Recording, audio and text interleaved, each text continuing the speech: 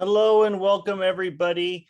It is Thursday, June 30th, and we are going to be discussing Tony Robbins' book, Life Force, as part of our Electus Society Leadership Library series.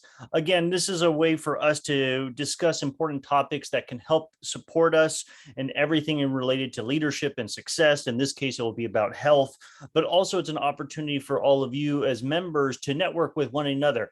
And I actually sent out a text messages to all the members, and I actually got several people who mentioned they said they couldn't make it because of schedule conflicts, but how many people basically said yes, but I will definitely check out the recording. So I want to say thank you to everybody who's participating, who's joining it: Beth, Susan, Leighton, Henry, and maybe anybody others.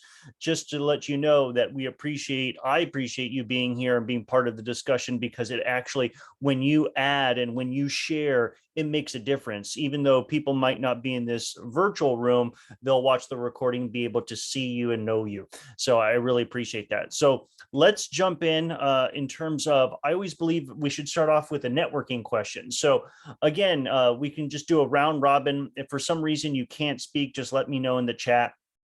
But again, just say your name, if you're a level 1 member or level 2 member, what school you're attending or graduating from, and what is something that you have done, and in terms of diet, exercise, etc., that has improved your quality of life. And then the second question is, do you have any former health issues? And again, these are very personal questions. You don't have to share if you don't want to, but I'll actually lead by example and I'll go first. So what is something that I have done in terms of my diet, exercises, habits, and stuff, like to help live a healthier lifestyle? All of you who are in Electus know how much I'm a big advocate of exercising in the morning. So I lift weights with a buddy of mine, and we do it via FaceTime. I have a gym that I basically collected different materials over the time period over many years. And yeah, I just work out with him and we talk in between sets, and it makes it kind of fun, interactive. We were talking about TV shows and things like that. So doing that every morning, meditating, has really helped. And then one thing that I'll also mention, and I'm going to talk about it later on in the presentation, I've been trying to eat healthier. And one of the things that I do is I make a lentil salad. You're like, what the hell is that? So lentils, everybody knows, those little legumes that you cook. Usually you get them in soup at an Italian restaurant. But what I've done is I learned that you could actually soak green lentils over 24 hours, and then you put them in a strainer with a wet paper towel on top, and you keep wetting it for a period of a couple of days, and it will sprout. And I mix that with apples, onions, garlic, olive oil, salt, and lemon, and it's almost like a vegan ceviche, and it's just super nutritious. The protein increases with that lentil salad, and I just get that. And it's been able to just help me all these kind of health issues. Well, I'll talk about more, but I've been able to resolve less bloating and inflammation in my stomach. I reduce dairy and things like that. So that's just me. Who would like to go next and share? I'll go. Okay, Leighton. All right, awesome. Go ahead. Hi, my name is Layton. I'm a level 2 member. Um, I go to Hostess, and next year is my last year. Couple of things I've been through. There was depression, Mm. and yeah, I felt sad. A lot of things happened. But after that, I started dieting and exercising, and it seems that my hormones were doing very well. It improved my quality of life, and I do feel much better now. Wow. So actually, it was the exercise and the diet that helped reduce or eliminate that depression for you. Is that right, Leighton? I believe it was the hormones from that action. Oh, the hormone? Well, tell me about that. What was it That's about? it's called endorphins. When you exercise, it starts building in your body. Got it. Got It can fight depression. I heard that doing one and I never researched this, but I read this somewhere, that exercising once a day is the equivalent of taking one pill of an antidepressant. But if that's the case, that seems certainly in alignment with what you're doing. And I remember doing that training where we talked about the biggest challenge leaders face in mastering success habits.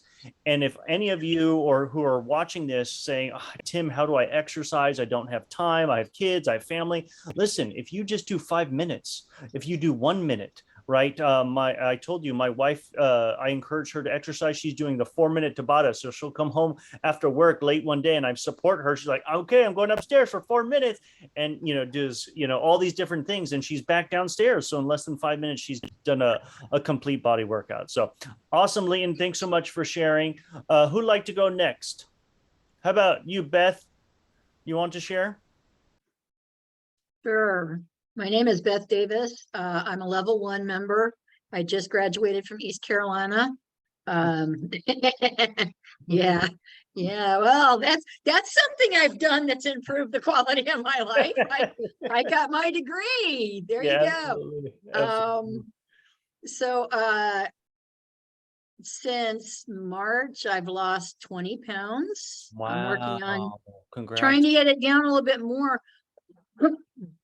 Diabetes runs in my family. I was becoming pre-diabetic.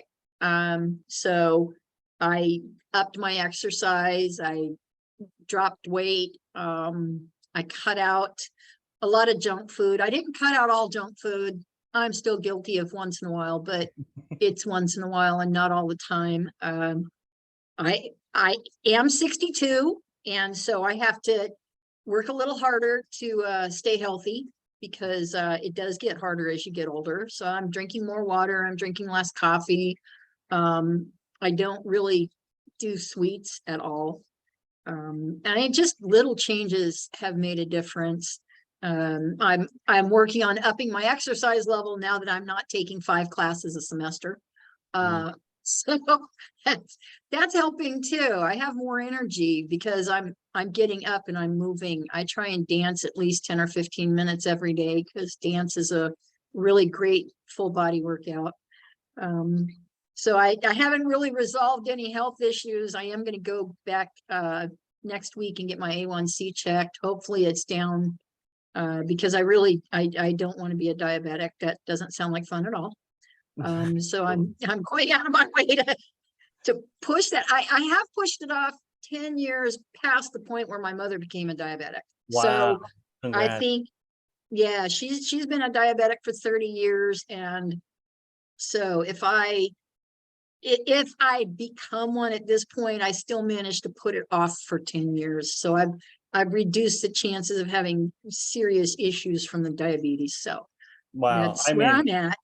I acknowledge you for that. And my 2 follow-up questions were, one, what is that food that's your guilty pleasure that you do occasionally? Now I'm curious. And then I'll ask my second one after you answer that one. So I literally just finished a bowl of salsa and corn chips, because salsa is vegetables. It's the corn chips that are the issue. So I love it. And then the second thing is, I love how you said that you use dance for exercise. And I think that that's so important. I remember my wife struggling to exercise, and when she was actually playing YouTube videos, and there's dance along videos that you can synchronize to. That's very, very good exercise. Is that what you use from your home, or you go to a class?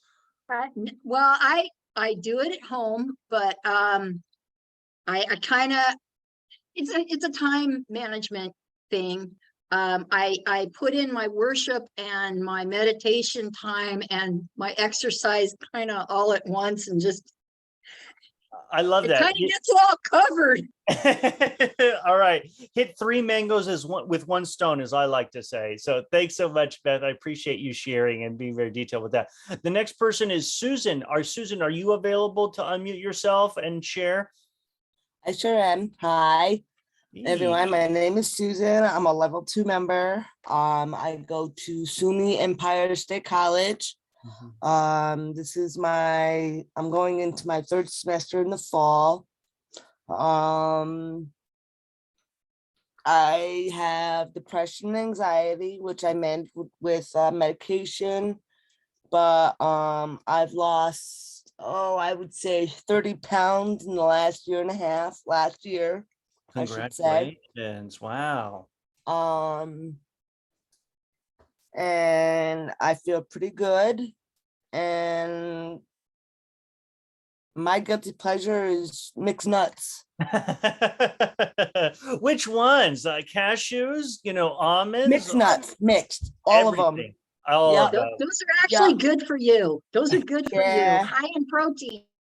yes, high in protein, good fats, and but just stay away from the chocolate covered almonds. Those are my guilty pleasure. Oh I can yeah. stop getting those from Costco. You know, if anybody who has a Costco membership, you'll know what I'm talking about. But Susan, congratulations on losing those 30 pounds. Now, was that through medication, exercise as well? Did you do anything It was a differently? diet change, basically. Just, Yeah. you know, eating smaller meals, Yeah, that kind of thing. controlling what you put in your mouth. That's excellent. Yeah. Awesome. And then we have one more person, Henry. Do you want? Can you unmute yourself? Do you have the ability to share? What? Go ahead. Yes, excuse the background. My No name is problem. Henry Edwards. I'm a level 2 member of the Lector Society. I also currently graduated hostos this past semester. Currently attending John Jay in Human Services and Community Justice. Excellent. Yeah, thank you. No. And Henry, what is something that you've done in terms of diet, exercise, habit, supplement, medicine that's improved your quality of life? Or did you have any health issues that you were able to resolve, since this topic is all about life force and health? Sure. I had health issues over the last couple of months. What I've been doing is trying to get rest. I'm learning that rest helps drop my pressure, because I was suffering from high blood pressure. And yeah, so I've been trying to practice getting my rest, and little turmeric too, taking a little turmeric. Excellent. Yeah, that's really great for your blood circulation, from what I've read and studied. And absolutely, rest, sleeping. We're going to even talk about that. That's something that I mentioned later at the end of this presentation, as well as, even when we were talking about with Beth and others who, all of you who do either prayer or meditation, that is actually a way to actually give your body a full rest, even if it's for a minute or 5 minutes, 15 or even more, depending on how long you do it. So I'm so glad to hear that, Henry. All right, so let's keep going. So what are we going to be talking about in this discussion of the Leadership Library series? Listen, this book is over 700 pages long, right? With over 25 chapters. So I couldn't put all that into, a 45-minute, 1 hour kind of just training and discussion. So I just focused on the first 100 pages, which is kind of like the foundation of this whole entire book, which I think is a really, really good start. So we'll start off with the discussion of how important is your health. The secret answer is it's very, very important, right? And Tony Robbins talks about his 4 major health problems and the 4 lessons that I took away and I learned from those. And this also reminded me of when I actually did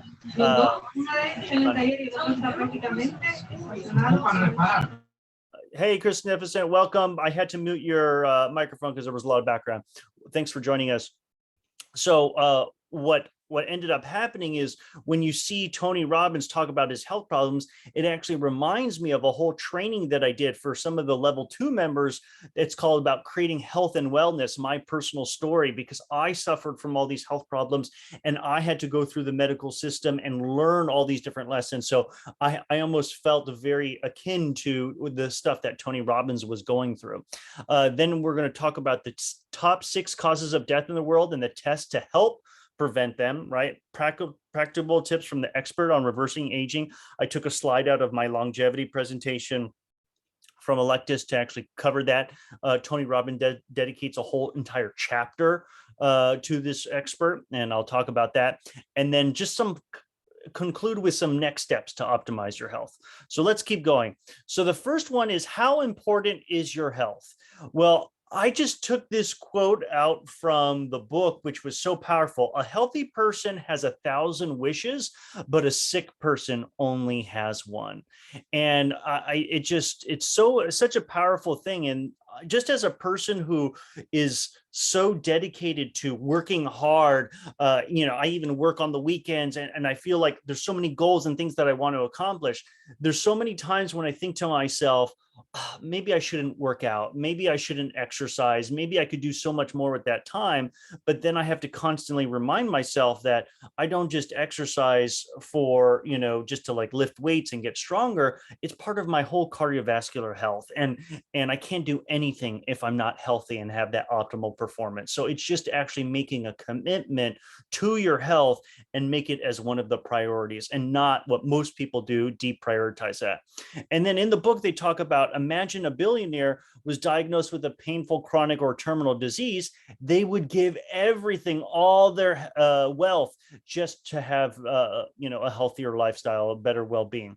And it reminded me of this famous movie. It's an older movie. It's a romance film. It's actually quite slow. If you love love stories and slow drama and great acting, then I highly recommend that you watch this movie, Meet Joe Black.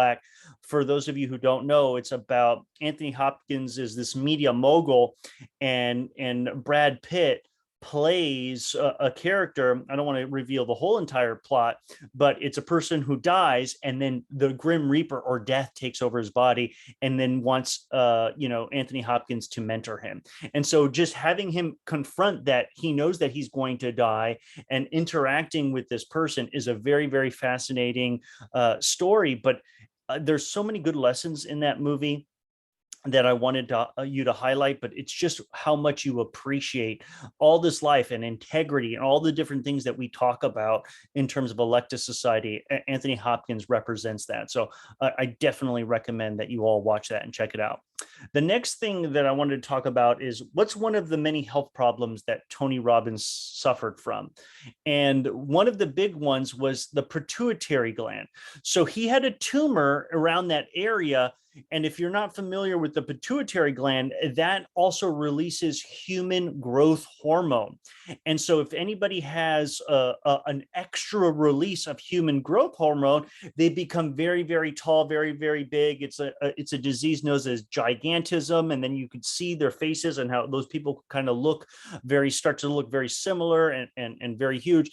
And Tony Robbins confesses that's what he suffered from. That's why he's so massive, 6 foot, 10 or 5 or however tall he is, with size 15 or 16 shoes and things like that. And so he was very concerned that the doctor called him and said, listen, you have a major health problem. You have this tumor. And so he started to go to these different doctors. And this is what one of the endocrinologists says: the butcher wants to butcher, the baker wants to bake, the surgeon wants to cut, and I'm an endocrinologist, so I want to give you a drug. And so what was so shocking about this story was he really debated whether he was going to take this drug. And guess what he actually found out? He went to multiple specialists, and finally, after seeing 6 specialists, the last one says, he questioned him. He's like, do I really have to do anything? Do I have to get surgery? Do I have to do a drug?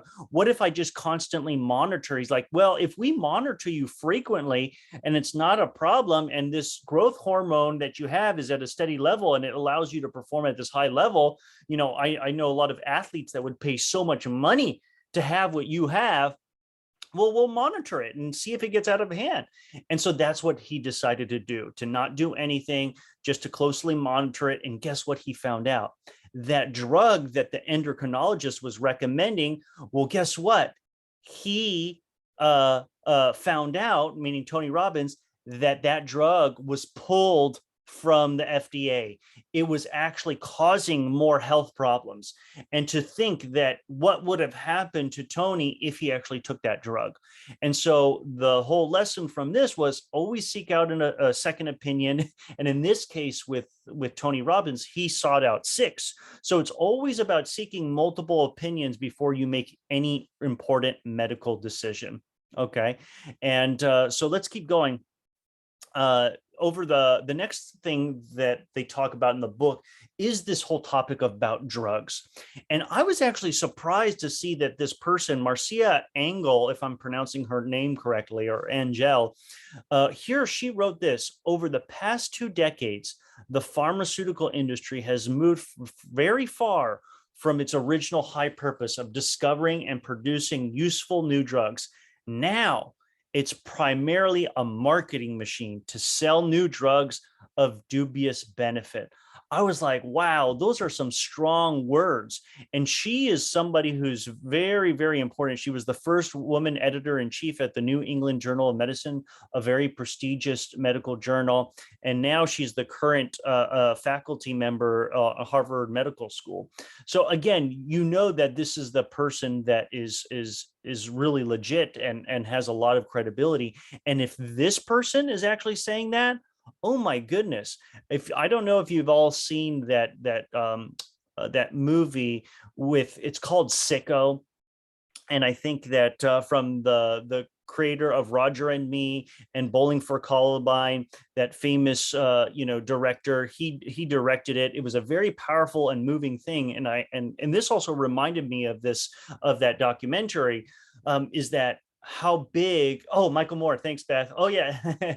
and what it reminded me of is how in the United States we all have these pharmaceuticals doing a lot of marketing, do this, do that, and how in other countries that's not really a popular or something that's widely accepted. And there's pros and cons to that, but I'm starting to see, that there is some negative effects. Now, Tony really goes into the depth of how, listen, modern medicine can be a marvel. He even talks about the FDA. He says, wow, they're a very important agency. We're glad that we have them that kind of reviews this thing. I think he actually is too complimentary of the FDA, my personal opinion. But yes, I'm glad that we have agencies that work, but sometimes they don't work, or sometimes that they have undue influence. So let's talk about Big Pharma. And he highlights this in the book, and it's quite depressing. Pfizer, $2.3 billion to settle federal charges of illegal and dangerous marketing for 4 different drugs.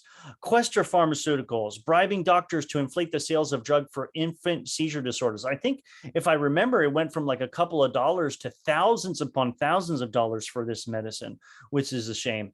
And then Johnson & Johnson, again, I buy my baby powder from them, a company that I have products, time you go into the store. Well, guess what? They're a big pharmaceutical company. They reached a $26 billion settlement after numerous states threatened to bring them to court for downplaying opioid addictiveness. Again, when you have these over and over again, it's a very big indictment of the pharmaceutical industry. And so one of the biggest things that they highlight was Purdue Pharma. And so what they did, they were the ones who created OxyContin, right? And they did safety tests, and they told doctors, falsely claiming that fewer than 1% of the patients who took the drug became addicted to it, so that it was safe. Yeah, absolutely. It is a sick truth. And what ended up happening as a result of them misleading the public, the doctors, from their safety, from their tests, well, guess what? Over a period of decade, 500,000 people have died from overdose. In just 2020, 93,000 people have died. And here's the outrage, to me. It's they agreed to a $4.5 billion bankruptcy settlement in return for a lifetime legal shield, already after they made $12 billion in profit. So here's what's happening. If I am the head of a pharmaceutical company and I have no ethics and I have no morals and I'm trying to make as much money as possible, I have to make a decision. Do I make money knowing something is bad? Okay, if we're going to assume the worst intent of them, right? And guess what? Even if it turns out to be bad, it's going to take a long time before they recognize it. And guess what? We will help make lots and lots of money, over $12 billion in profit, before we have to settle, and it'll be much less than the profit that we made. So what punishment, what consequences are there for these, pharmaceutical companies if they can do this? Now, again, I don't want to be a conspiracy theorist or anything like that, but there are people when you have a lot of money, and a lot of pressure and stockholders and things like this, it can make a really big difference. And so this is the lesson that I took away from reading all of this is you can't afford to be naive consumers who accept without question whatever's being sold or recommended to us. And here's the thing. Right now, we get a lot of these safety tests from the pharmaceutical companies themselves. And we know that there is an incentive to actually, give the best results and hide the worst results, and I think that that's a huge problem. And so, again, I wanted to bring this discussion back to the group. I'd like to get your thoughts. And I know some of you have mentioned some things, for example, Beth, about the EpiPens. Wow, that they increased over 800% in a few years. So again, who would like to, raise their hand or comment and share, what are your thoughts on Big Pharma? How do you think Big Pharma has actually impacted your life? And I'll just go first. For me, one of the things that I like to, I take very good care of my health. I'm also, do everything that I can. I listen to different resources. I read studies. I made a decision not to get the COVID-19 vaccine, right? And so even though I chose not to do that, I have other friends, families that decided to do that. I didn't judge them. Okay, I said, you do whatever you have to do based on the information. But what ends up happening is, here's a perfect example where we were told, based on here are the studies, 95% effective, preventing you from getting it. And so as time goes on, we start to realize, oh, well, let's look at that data now. Let's look at these studies. And that actually might not be the case. And you can still get it, even if you have the vaccine or if you get the booster. And how it's impacting me is, I remember I couldn't go to the city, to restaurants, to Manhattan, New York, because I didn't have my vaccine card. And I was really, isolated to here. Luckily, I live on Long Island, but I had friends' birthday parties that I couldn't go to. Right now, I'm applying for different jobs, as some of you may know, and some of them very clearly say it's like, we mandate this. And so that's really impacting me. So again, I like to open it up to all of you. Please, raise your hand or unmute yourself. I'd like to hear your thoughts and see how it's impacting your life. Okay, well, I'll go because I already commented. So, yeah, well, there are two things that have impacted me greatly. I am allergic to bee stings, so I do need to carry an EpiPen. Mylan actually increased the prices 800%. And when I say it was a few years, it was like over 2 or 3 years that they increased the prices that much. EpiPens are actually only effective for a year. So the two that I used to get for $120 now cost over $1,000. And I have to buy a new set every single year. So guess what? My newest set is already 2 years old. Wow. So that's one. The other is that I have asthma. I have exercise-induced asthma. And so when I lived in Pittsburgh, the air quality was so bad there that I had a hard time keeping my asthma under control. And they put me on all these different medications for asthma. Try this and try this and try this. Most of them actually took my voice away, which is a problem because at the time I was working in a call center as a customer service rep, and I would lose my voice. And I mean, so I couldn't work because I couldn't talk. And one of them actually permanently damaged my voice. I used to sing, and now I can't. I mean, I kind of can, but I can't sing like I used to be able to because of the damage from that drug. And these are things that when I talked to my doctor about the side effects, they would take notes and they go, "Oh no, we don't know anything about that.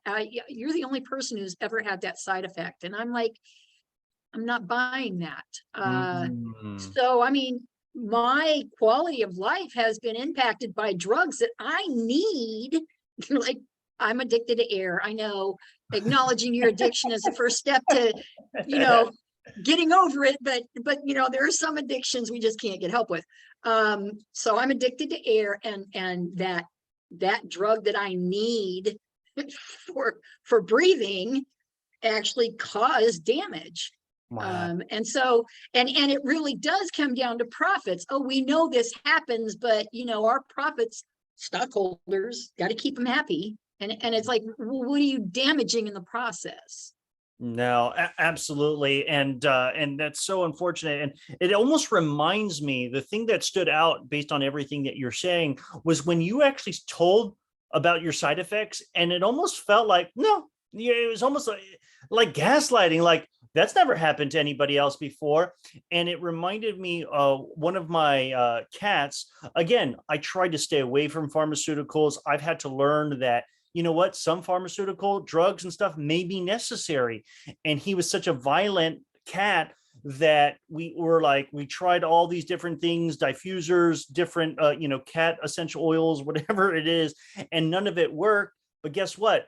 The vet recommended this drug. They said this will help calm him down. And they said we have to do whatever we can. We gave him the drug. He wasn't able to go to the bathroom anymore. He was having trouble peeing. And then we went to the doctor. What ended up happening is the doctor said, I don't know. Well, we'll have to put in a catheter up his urethra, get it all out. And because it's a cat, they're very, very tiny. And this had to happen multiple times, that his urethra got so inflamed that they actually had to remove his whole member down there. And so in a very expensive surgery. Only now, within this past month, we got a notice, that the doctor says this drug causes urinary problems for cats, and especially male cats. And remember my wife talking with the other vet assistants and say, yeah, I heard that may have happened to one or two cases or other patients. So how long does something need to have happen before the actual side effects, the drugs, the impacts? It takes a long time. So again, what I take away from that, anything that you could do to do your own research, look up those side effects. Don't just take the word of your doctors. The whole book of Life Force is about becoming the CEO of your own health, that you have a responsibility to take care of yourselves, So I appreciate that, Beth, for you sharing that.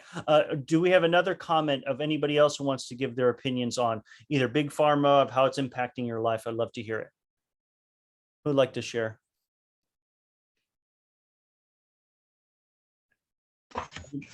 I'll go. Okay, go ahead, Leighton. Because of my schizophrenia, I get hallucinations. I daydream, and I can hardly absorb information. The daydreams pan out and pan in. Now pills work a little bit, and I'm wondering, will I ever get healed? Basically, because I need to start feeling normal. Yeah. And then how does Big Pharma play in that? They need to get their work together, because it's been, how long since schizophrenia been around? You know what I mean? Like, it should be solved by now.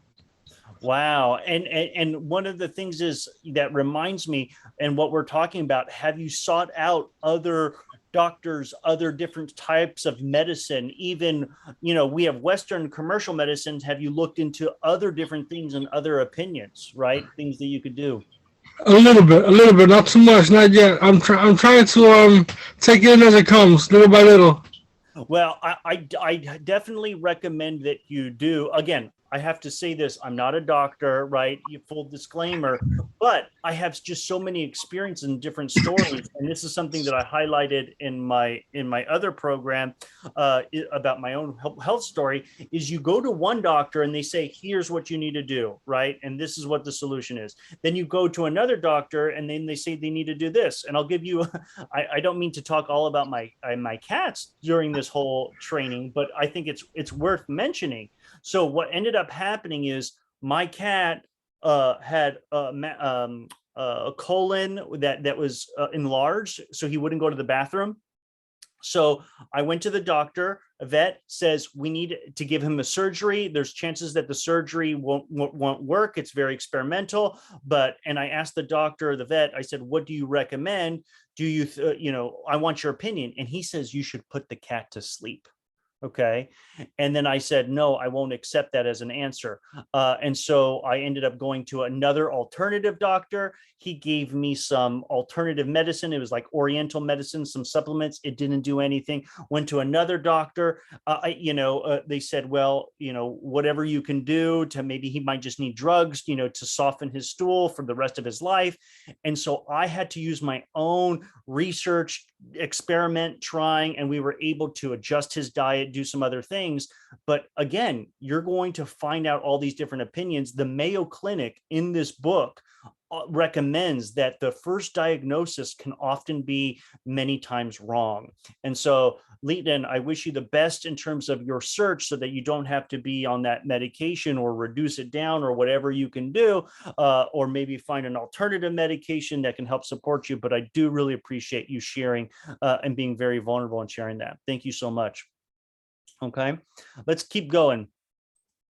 So what is the next thing that we talk about in this book, Life Force?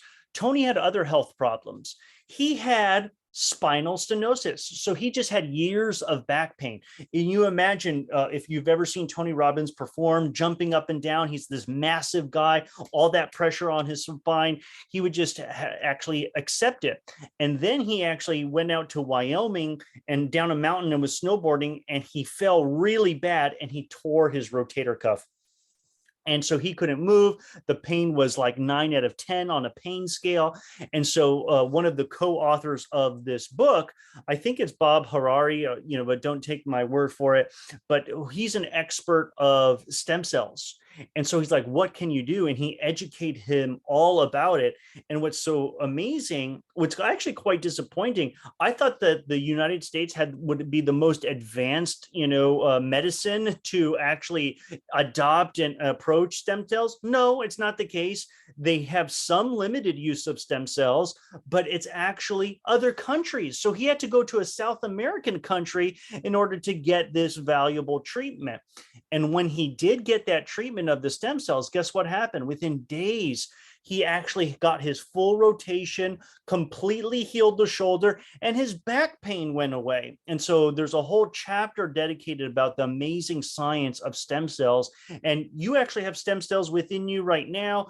But where is the main warehouse and the largest pool of stem cells is actually the placenta. When you are born, you have this placenta that's attached to you, and that is the kind of the building life factory with all the most amount of stem cells. And I remember my wife and I are talking about having kids in the near future, and we know, she's heard how important those stem cells are. They can regrow body parts, things like that. And there's amazing stories in the book that they talk about the amazing treatments of stem cells. And so now people are just throwing them in the garbage, but you have to inquire in special facilities of like, well, if you want to choose the placenta, keep the placenta, how can it be cryogenically frozen, preserved, and things like that. So again, this is a very advanced science, and Tony Robbins really warns people. There's, just because it says stem cells, you can't just say, oh, it's going to be safe and good. Like he talks about, there's a lot of people out there that you have to be very careful of and go to legitimate sources. And he gives reference to all of those. But again, a very, very powerful lesson. So I wanted to actually show you a video of the power of the stem cells. So let me actually show that to you right now. Okay. It's about 3 minutes long. Skin is the largest organ in the body.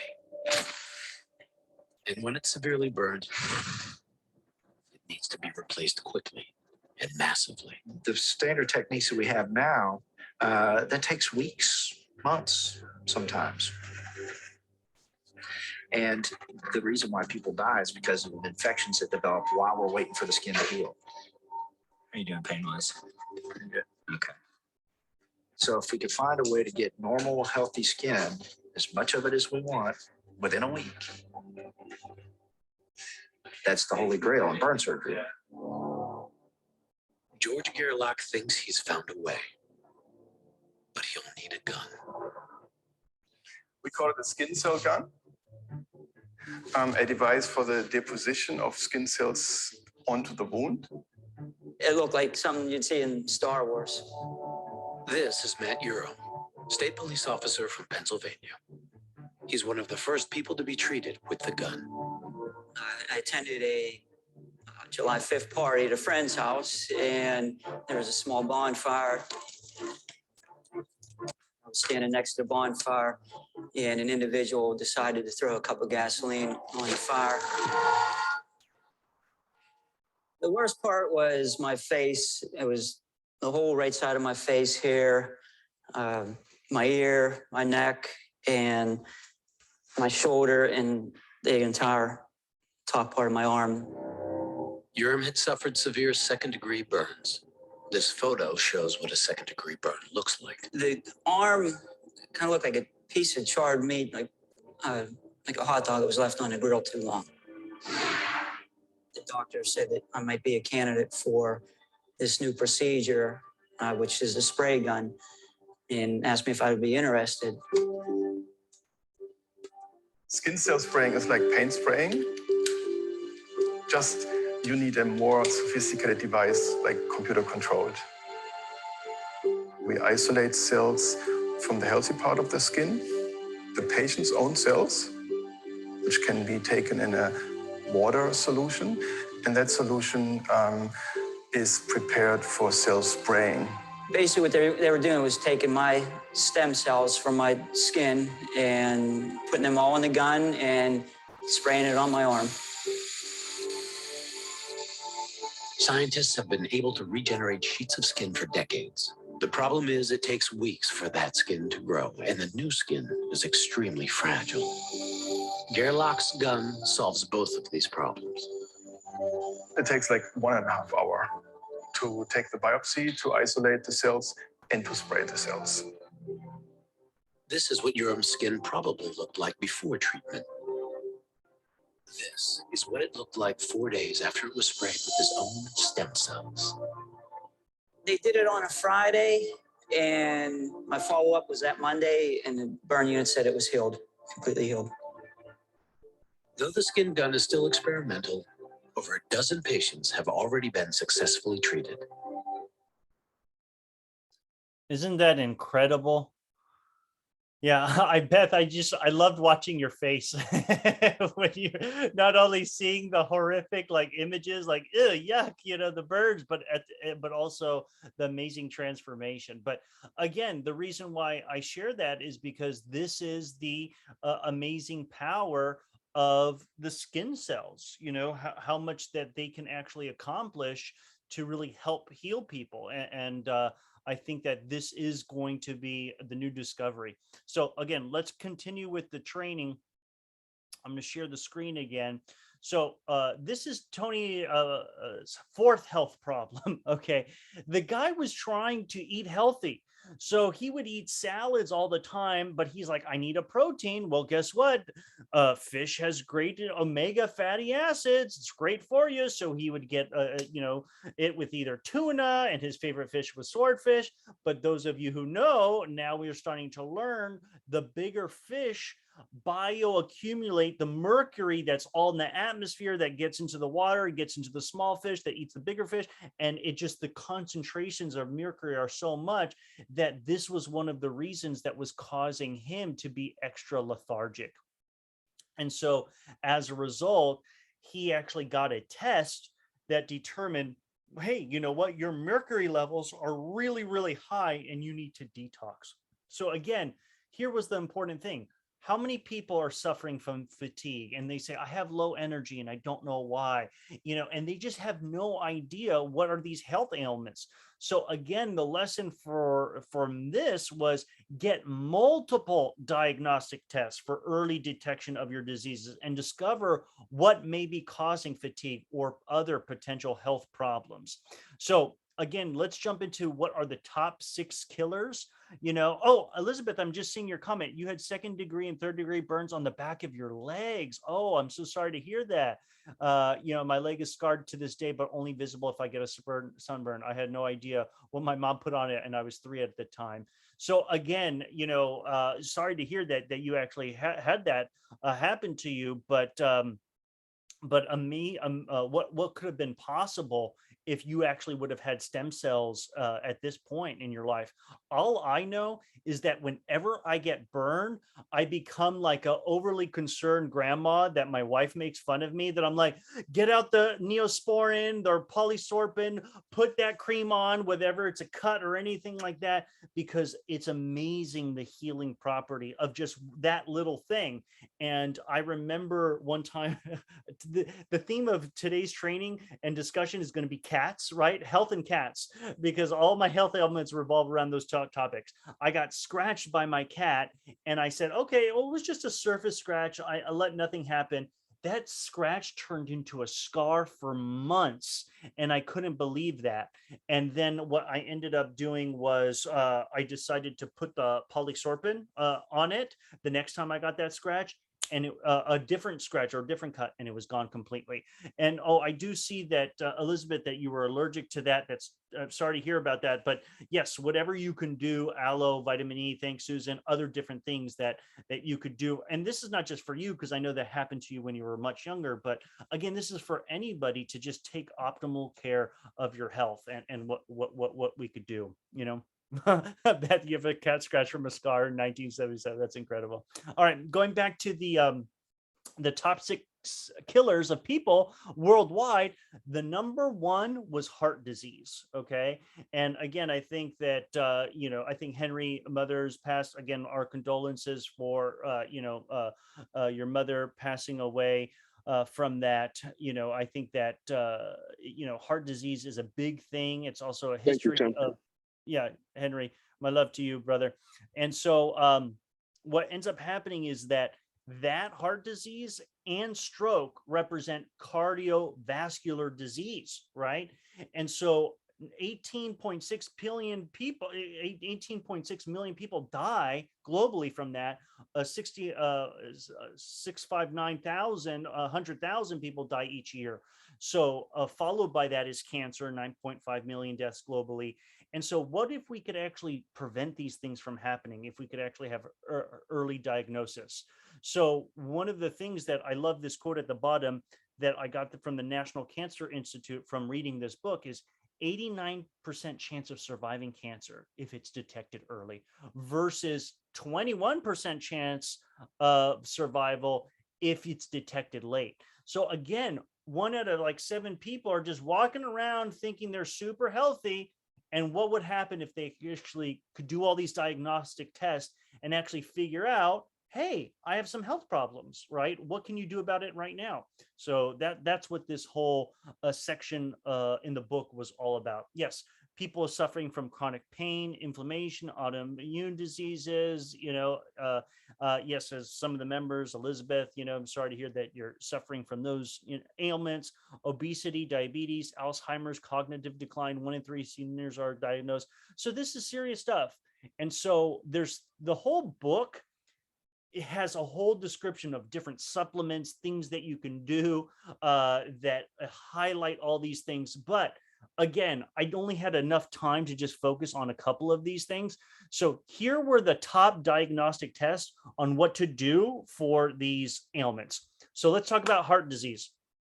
Now, you've heard of a CT scan. My wife is a veterinarian technician. She says, I have an MRI machine and we have a CT scan. And so many times she'll have patients, animals, and things like that need this. However, there's something new called the CCTA scan. So it's a coronary CT angiography. And they also goes by the name of Clearly, which is the test that's created. And what it does is it diagnoses it, and it can see all the different plaque, and uses artificial intelligence and all this other kind of crazy stuff to really help you deal with this heart disease that's much earlier. So again, I found it very fascinating. The next one was stroke. I don't know if any of you have ever experienced a loved one with a stroke. I have. It is a horrific thing. I remember my grandmother distinctly. She in this room that I'm in right now. I remember being at her bedside, and I remember trying to talk to her, and she could not talk. It was mumble, like it was so. I was terrified, called 911, did all these other things. Like say, like, she can't communicate. Same thing happened with my grandfather. Luckily, was able to get medical attention. Depending on the severity of the stroke, they could have been permanently damaged, and I could have never communicated with them forever. But eventually the blood and oxygen got back to parts of their brain, and they were able to recover. But it is a very, very spooky thing, and something that you feel helpless. Well, guess what? It's part of your cardiovascular system. You can do something about it. You could actually see if you have incidences of in your blood, in your brain, and things like that can actually determine whether you're going to have a stroke. And so there, you've heard of MRIs. What they highly recommend is a full body MRI, and this will actually detect, what you have and what's going on. Oh, I'm sorry to hear about that, Susan. See, again, these are issues that are affecting everybody in the Lectus Society community, that we all have different people, loved ones, relatives that are suffering from this. So again, I'm not making any money from it, but I highly recommend that you get them this book, right? And other loved ones, that show them what is the leading edge stuff on science about optimal health, so that people can live longer and healthier and do so much stuff. So the next one was cancer. So according to the full body MRI, it can only detect about like 20% of the cancers that are out there. So at least that's good to know. However, in this book, they talk about there's a new test called the Grail, which I think is quite funny because it reminds me of the quest for the Holy Grail, right? The fountain of youth. Maybe that's why they purposely chose that. But with this test, they can actually determine 50 additional cancers. And so it's almost like the whole range of different cancers with the full body MRI and this Grail test. You could actually determine the early onset or what's going on, so that you could actually do something about it. Again, very, very interesting. And again, I just took an image, like think about all the cancers that are out there: colorectal cancer, ovarian cancer, testicular cancer, skin cancer. All these are out there. Cancers are cells of abnormal growth. Usually your body is supposed to actually fight those and eat those and digest them and spew them out. But depending on what happens to our body, they can actually have an overgrowth. So what can we do about it? And remember, early detection is the answer. Go ahead, Beth. I see your hand raised. What did you want to share? So I had commented to Elizabeth a second ago that I grew up in an age when suntans, like, we were all sun worshipers. You're not healthy if you don't have a tan, blue-eyed blonde. So I'm actually having problems now directly related to all those suntans I got growing up on the beach in North Carolina. But because I knew it could be an issue, and as soon as things started happening that didn't look right, I went to a dermatologist. I've had lesions frozen off. I've been treated for precancerous lesions. So it's like, yeah, and I have to wear SPF 100 for the rest of my life. But, really, I don't care, because I want to live to be 100. So it's a small thing to me. But, so I tell everybody, I really stress the importance of wearing sunscreen. Especially now that we're losing the ozone layer, because the ozone actually protects us from the UVA and UVB rays. So it's more important now than it was 50 years ago. But yeah, it's if you get it treated early, it's just not that big of a deal. Yeah, what's that phrase? A pound of prevention, or an ounce of prevention is worth a pound of whatever, meaning that Pound of cure. Pound of cure. So how many times, what this is all about is prevent these things from happening, get them early. And I remember I went on a family vacation, and it was a family vacation, but also like a wedding we went down to, I think it was the Dominican Republic. And then there was another time that we went down to the Caribbeans, and we went on a cruise, and people were just baking out in the sun. And all my wife, our friends, and all this other stuff, I was in my hat. I could put a towel over my head. People thought, Tim, you look ridiculous. I remember putting like that zinc oxide where I was all white white. I looked like a Native American, tribal performance, and they were making fun of me. But guess what? They all got seriously sunburned, boils on their skin. I had a sister-in-law who basically had like a little birthmark right here on her shoulder because she would bake and loved tan so much. Guess what? That thing started to grow, and it got irritated and itchy, all because of the sunburn that they actually had to have surgery and cut that off. And now she has a deep scar. And so I said, all that obsession with vanity and looking good and dark skin and tan, and now look what happens. So again, to me, the thing about these things are, take care of yourself, put on sunscreen. Now, it's easy to go down a rabbit hole where it's like, well, our sunscreen's safe, our sunscreen's safe, and they talk about the different ingredients in sunscreens, and that other sunscreens can be more harmful, and that you should only use these types of sunscreens. And again, I'm not going to go down that rabbit hole with you. My personal opinion is something is better than nothing, right? And then if you want to take it a step further, then go further, then look at all the different sunscreens, do your own research and get whatever you think is best. And it's the same thing with water, where people are like plastics leaching in the water. Well, it's better to drink the water in a plastic bottle than not drink water at all. Then once you do that, if then you can get it in glass, great. But you have to, people don't actually understand the levels of risks. They think everything is alarm, everything is dangerous, and so they don't want to do anything because it could always be overwhelming. It's like, no, still do something. So thanks so much for sharing that, Beth, about the sunscreen and taking care of your skin. So in terms of health problems, what can you do? You can do a blood test, right? As part of an annual checkup, they do blood tests routinely, but sometimes you have to request additional blood tests that you want done. So for example, part of your standard blood test, you may not be able to test with heavy metals. You might have to request that, or you want to say, I want a specific test that looks at my hormone levels. Listen, I'm getting older, as I approach, I'm going to be 39 in September, and they say, Beth is laughing. Yes, I know, young face.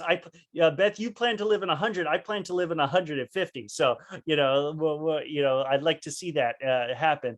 But what ended up happening is that as you get older, I'm starting to discover after 30, 35, your testosterone levels start to deplete. Now, some guys go to the gym and work out extra testosterone, but it's like, well, what are just the optimal levels? So that's something to understand. And in doing exercise can help increase that naturally. Vitamin deficiency and so many more things. So you get a blood test. So I actually wanted to show you in 2021, I got a blood test. And this wasn't just a regular blood test, because I'm all into alternative medicine, whatever you can do to help optimal health. So I see a chiropractor regularly, and she says, it's time for you to get a blood test, but you have a history of thyroid in your family. So why don't we look at your thyroid levels and all these different things? And the test, we had to specifically request it. And we asked my insurance, what did it cover and things like that. And it was able to cover a lot of it. So, and I put that disclaimer because you really want to find out, because I don't want you to all be stuck with $1,000 bill, and because you're like, Tim and Tony Robbins talked about getting a blood test, and I can't afford it. So again, this is just a snapshot. I found out from doing the blood test, my vitamin D levels were extremely low. And this is the blood report, which is kind of cool, that they will say, here's where your measurement was, and here's the range of normal, and here are the extremes. And so it could actually say, wow, Tim, your vitamin Ds were so low. And so I was able to discuss that with my chiropractor and my health practitioner. Why is that? Is because I'm a workaholic. I was in the home all the time, not getting out in the sun. And this was during, COVID time periods. I was doing all this working, from Zoom. So now what did I do? Get a vitamin D supplement. I now go outside and burst. I have my garden. So I'm doing a lot more to do that. And again, my thyroid panel was normal, but again, they look at glucose, they look at vitamins, they look at different hormones, they look at your cholesterol, all those different things that you got to be able to do that. All right. So let's keep going. Now, those are just the common tests for those big health problems.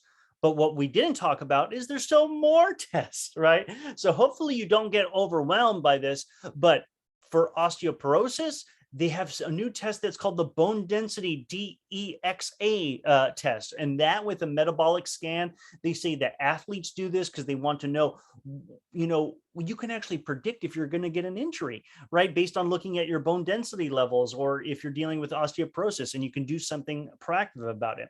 A lot of things are diseases, our body, our chemistry, our DNA and genome will say, we could have certain sensitivity to different foods. We can basically take different allergy tests. There's food intolerance tests where you can say how allergic and a percentage you're allergic to that food, which is just amazing. You're like, I've been eating that food just fine. It's like, but your body says that it's causing inflammation. You didn't even know it. Just because your tongue's not on fire doesn't mean that your body's not allergic to it. So again, very, very amazing stuff. Low energy, it could be gut problems. Now there's a whole chapter in this book dealing with your microbiome. It's the latest area of technology. In this book, Tony Robbins says there is more cells in your microbiome than your whole entire body, right? Like, I can't even remember, it was 30 billion or 30 trillion? I don't know. It was something ridiculous. I can't remember. It was such a big number. But again, how your microbiome is how you're healthy you are and what's going on. And let's guess what happens when you take antibiotics. Right now, doctors are popping antibiotics. Oh, you have a cold, an earache, let's give you an antibiotic. No, like that is, you might actually have a virus and you might be suffering a cold, and they're giving you an antibiotic and has nothing to do with that virus. And now you've just destroyed all the healthy microbiome of your whole area, and it could cause other issues, like candida and all this other kind of stuff. So again, a lot of people take acidophilus, they eat different types of healthy yogurts and stuff like that, all about dealing with their microbiome. Skin anti-aging, there's AI technology that can map that out and look at your skin. And then the last thing was there's something where is the true age, or an epigenetic test. So right now, this book is not just about health problems. It's about regenerative medicine. It's about actually prolonging your life, increasing your longevity. And there's a whole chapter dedicated to this one man who's David Sinclair. And he wrote a book called Lifespan. And I talk about this in my other training. And I took a slide out of it. And what it is that your DNA can actually tell you when you're going to die, which is so creepy and astonishing, where it's like, you have a certain age, and just like they can look at the DNA of a banana, and they know that a certain banana, if you just leave it there over a period of time, it's going to shrivel up. Some can shrivel up sooner and last longer, but guess what?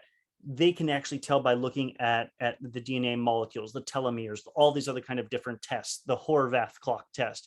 And so, yes, I could be 39 years old, but that doesn't actually mean my biological age could be much younger, meaning my cells would look exactly like maybe a 20-year-old or 25-year-old, but you take this test to let you know.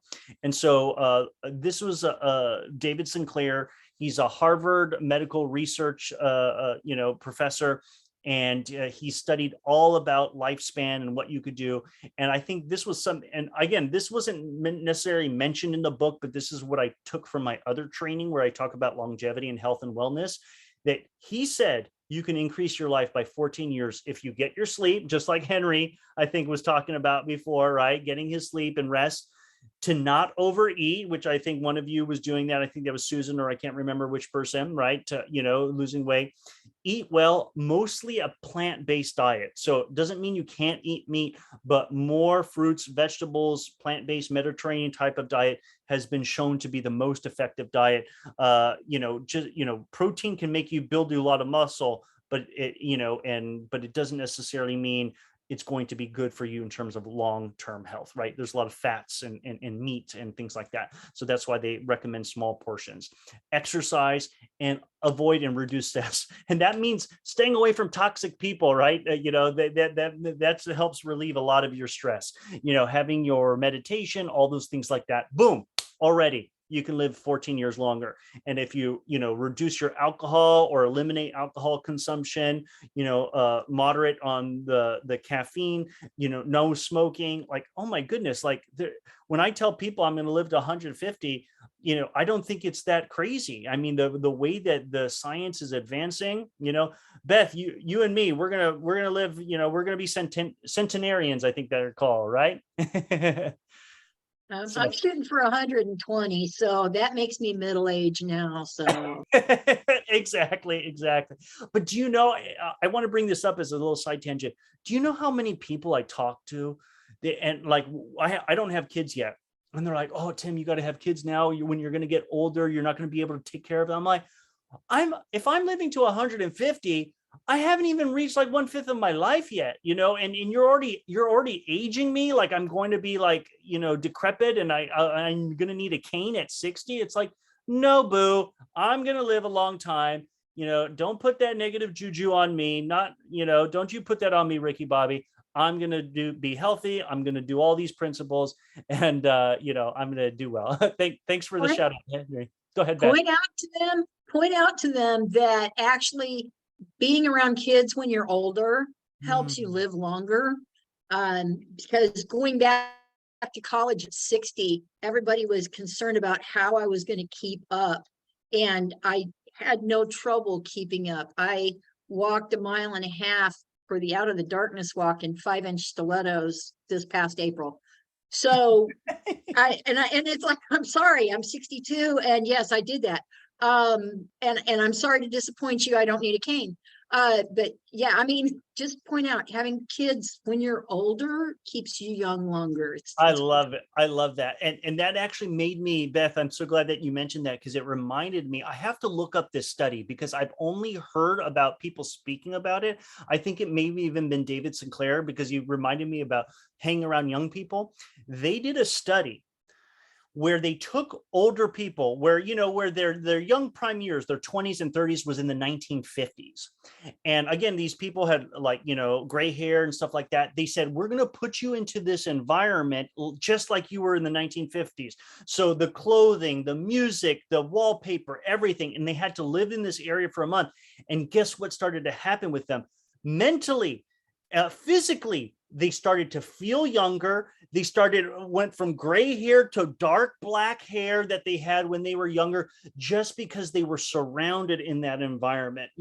Call that the power of, the placebo, your consciousness, all this, like the power of your mind, which we all know is such a powerful thing, a force greater than ourselves, that we actually have life in us, right? Those stem cells, those things that we have to be able to regenerate ourselves. So again, it takes a lot of mental, fortitude to be able to be surrounded by all this negativity and news and things like that.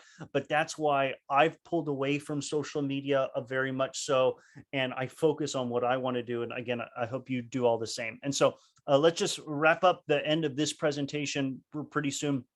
So he talks about, David Sinclair, all these supplements that you could take. Again, NAD plus, resveratrol. It's an M&M precursor. So we're not going to go into the science of the detail of it. But if you don't have the funds right now to buy these supplements, get that book and learn all about the supplements. Guess what? I found out, and he recommends fasting. So 1 day a week, to skip breakfast and go drink, lemon water or just water, whatever you to do, green tea or something like that with no added sugar, and just allow your body and your digestive system to actually rest. And the therapeutic studies, the mice, humans have all increased their lifespan. And then high intensity interval training, that form of exercise where you really, really have to get the sweat going, heart rate, breathing heavily, that is actually going to increase your aging, increase your lifespan and reduce aging or the effects of aging. So again, I thought that was very important to share. So next steps. What are things that you can do, some action steps after I read this book? Number one, if you haven't got this book, definitely get it. Like, this is only the first 100 pages. I couldn't include all of it, but if you don't have time to read it, get the audiobook version. Now, he talks often about getting this Fountain of Life app. And I tried to find the app on my Apple iPhone. I didn't find it. There were other things out there. Don't worry all about that, but go to fountainlife.com. And actually, I'm going to click. Well, I'll do that at the end. I'm going to click on there. Well, let's do that right now. So if you go to Fountain Life, here you go, fountainlife.com. Be the CEO of your health. And so you can learn all about this, a fun little video. But this is what I think is most interesting. There are locations around the country, yes, that you could actually go to these facilities and say, hey, I want to get these testing of all these different things. And so again, I live in New York, so I may go to the White Plains area, but also at the bottom, there's a newsletter that you can subscribe to. I subscribed to it. I got an email and it says, why don't you book an appointment with the program manager? And so I booked it for July 7th. So I'm going to have a conversation. I'm going to find out all about the tests that I could take and things like that. Now, they also feature something called the Apex membership. Listen, this is very geared to high successful performance athlete CEOs that want to like live forever, optimal performance. I looked it up online. It costs like $19,000. But what's really cool is you'll get all these tests. You know, that we've been talking about. The MRI with AI will determine your biological age.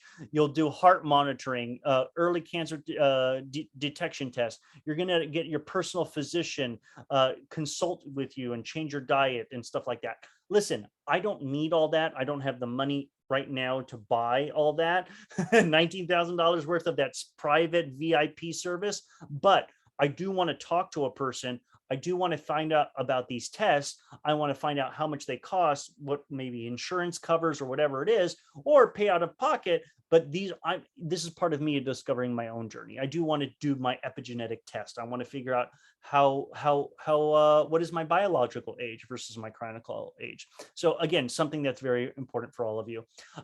If you don't want to go all that far, get your blood tests. Ask your doctors, hey, can I look at my hormone levels? Can I look at my vitamin levels and everything? Can I have a full gamut of blood tests and then contact them? Hey, how much do I have to pay out of pocket for that? How much does insurance cover? You know, do all those things before so that you can actually get a checkup. Now, I want to tell you and end on this very important story. So as you all know, I've been committed to actually seeking optimal health. And so I'm a vegetarian, lacto-ovo. I exercise 4 times a week. If anyone asks me, they're like, Tim, you're healthy, you're fit, whatever it is. But I still want to learn more. So what did I do? I went to a naturalist. Okay. This was a man who was from Colombia. He was visiting New York City. I got a special visit with him, a naturalist. Again, he's not a PhD doctor, but he studied Dr. Bach, who was responsible for the Bach flowers. He studied Oriental medicine. Again, for some people, it's a little too woo-woo, but I was open. I wanted to try. He laid me down on his table, touched my different pressure points of my body, and within measuring my heartbeat from the way my heartbeats was pulsing, the strength of the pulse of my heart by touching different parts of my body, like very sensitive stuff, looking at my eyes, touching my stomach and everything. And what did he tell me? He said, Tim, you actually have inflammation in your stomach. Are you eating a lot of dairy? And I said, yes. He's like, you need to cut that out, right? You need to reduce that down. And I thought, I was blown away by that, right? Because I love pizza. So I go to my annual checkup. I request the blood test. My doctor looks at the results. She says, I'm perfect. She's like, you're healthy. You know, everything looks good here, all within the range of normal, you know, your vitamin D level, you know, get outside in the sun more. Okay, fine. Okay, bye. Then I met Felicia McIntosh, who I don't know if you, she's basically a certified functional nutrition coach that I was working with. And I said, you know what? I went to this, I didn't even tell her about the naturalist said about my inflammation in my gut. She's like, I can help you with your nutrition and everything like that. Send me your blood test results and I'll take a look at it. She like charges like $50, but you can get a free 15-minute consultation. I filled out the questionnaire on her website, sunshinecafenewjersey.com, sent her, answered all the questions, uploaded my blood test. She saw the same blood test as my doctor. And she said, Tim, you have inflammation in your gut. Are you eating too much dairy? And I'm like, oh my goodness, she's verifying exactly what the naturalist person verified. And she's looking at the same results of my blood work that the doctor was, and the doctor didn't see anything wrong and was perfectly fine, but she said something was wrong. And so guess what I did? I've radically reformed my diet. I'm not eating pizzas, 4 or 5 times a week like I was doing it before, right? I reduced my dairy significantly, and I'm just really happy in terms of my health. So again, I just wanted to give a free plug out to her. If you do have your blood work, or if you're interested in, radically transforming your diet, she's an amazing certified functional nutrition coach that I'd give some shots out to. So that's pretty much it. That is the end of my presentation. So I really appreciate, does anybody have any final thoughts, comments, or questions on this training? Thanks, Chris Nificent. I saw your positive comments. Appreciate it, buddy. Yeah, I think the lifespan book was the one that a girlfriend of mine read, that actually talks about how you can extend the telomeres by increasing your water, by increasing your exercise, by reducing certain things in your diet. And the thing is, the longer your telomeres are, the longer you'll live. So if you can increase the length, you're actually extending your life.